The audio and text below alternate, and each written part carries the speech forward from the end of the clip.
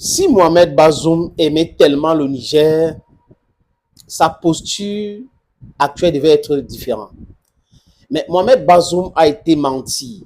On l'a trompé. Il a fait trop confiance à Emmanuel Macron. Il a tellement fait confiance à Alassane Dramane Ouattara.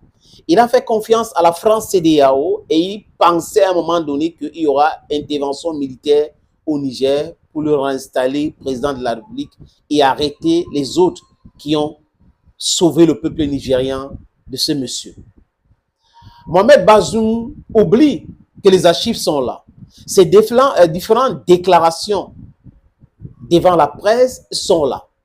Et ces déclarations, les amis, ne peuvent pas aider M. Bazoum aujourd'hui. M. Bazoum a tout fait contre le Niger. M. Bazoum a tout fait pour l'intérêt de la France. M. Bazoum a confondu l'État du Niger à une province française. À un moment donné, M. Bazoum a pensé qu'il était un sous-préfet de la France. Mais que non, le Niger, c'est un pays souverain.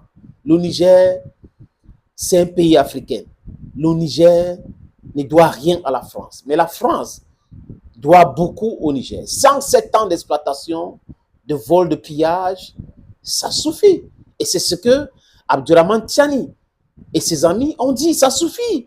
Le peuple du Niger souffre. On ne peut pas dire que le Niger, c'est le pays le plus pauvre au monde, alors que le Niger regorge le pétrole, le gaz, l'or jaune qu'on appelle uranium. C'est incongru, c'est incompréhensible, les amis. Mais vous avez eu un président de la République qui a osé dire que les Nigériens sont d'abord les broussards et que les citadins, c'est uniquement ceux qui sont à Niamey. Ils sont record. Je n'invente rien. C'est lui qui avait dit. Qui a dit que les terroristes sont mieux armés, mieux utilisés, mieux entraînés que son armée. Ils sont record. Qui a libéré les chefs terreau. Ils sont record. Qui a refusé de collaborer avec le Mali, avec le Burkina Faso, au niveau de la zone de 3 frontières. It's on record, les amis. Ce monsieur était un danger pour le Niger. Heureusement que depuis l'année dernière, il a été mis hors d'état de nuit. Oui. Et là, on lui demande gentiment de démissionner. Comme il comptait tellement sur ses amitiés avec la France et les autres, il a dit non, je ne démissionne pas. Emmanuel Macron va organiser un conseil de sécurité. Il va mettre la pression avec les bases militaires. Mais il devait être intelligent pour savoir que les militaires français étaient à Niamey. Il y avait 3 bases militaires au Niger. 2 à Niamey et l'autre hors de Niamey. Mais là, si la France refuse d'intervenir, alors que les militaires étaient sur place, c'est quand les militaires là sont partis ou chassés du Niger que la France va venir intervenir en passant par les bases militaires qu'on a créées en pensant que ça devait être secret au Bénin. Non, non, non, non, non, non, non, les amis. Mohamed Bazoum a eu tout faux dès le départ. C'est ce même monsieur qui allait sur France 24. Il avait déclaré sur France 24 que les Touaregs, les MSNLA et tout ça, là, c'est des groupes de bandits, ne parlent pas au nom de Touareg. Mais quand il devient président, il les reconnaît et après il dit qu'il faut négocier avec eux. L'incongruité d'un ministre des Affaires étrangères devenu président de la République.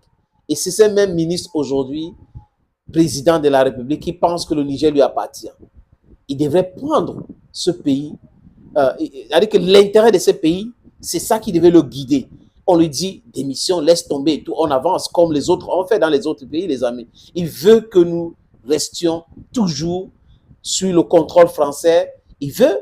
Et il y a quelque chose que ce monsieur, ne n'oublie pas, les amis, peut-être, de faire la kaléidoscopie de certaines déclarations de Bazoum. Vous pouvez en commenter aussi faire, les amis. Bazoum avait dit que la France n'a pas besoin d'uranium du Niger. Et un président de la République, il devrait être destitué à ce moment-là. Tout le monde sait que Orano a pollué le Niger, a pillé le Niger.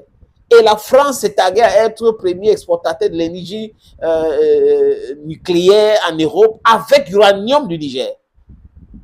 Aujourd'hui, l'électricité a flambé en France.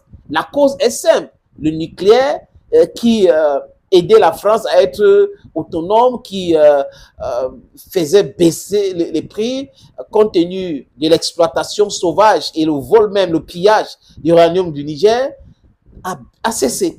A cessé aujourd'hui. Donc, voilà pour vous, les amis, quelqu'un qui a prétendu à un moment donné de l'histoire être président du Niger. Et la justice, aujourd'hui, les amis, a décidé de la lever de son immunité présidentielle. C'est une très bonne chose. Il a fallu du temps. Et aujourd'hui, tout ce que je vous ai relaté là, hein, il va répondre devant la justice. Complot contre son État, parce qu'il a appelé à l'intervention militaire, il a dénigré son armée, il a encensé les terroristes, il a traité les Nigériens des villageois, dont lui, il était un citadin, les autres sont des villageois. Non, le Niger n'a pas besoin d'un mercenaire comme ça. Il sera jugé maintenant par la justice du Niger. Quoique, les autres ont dit que ouais, la justice, c'est la justice. Dans ce pays, il y a la justice et la justice fera son travail.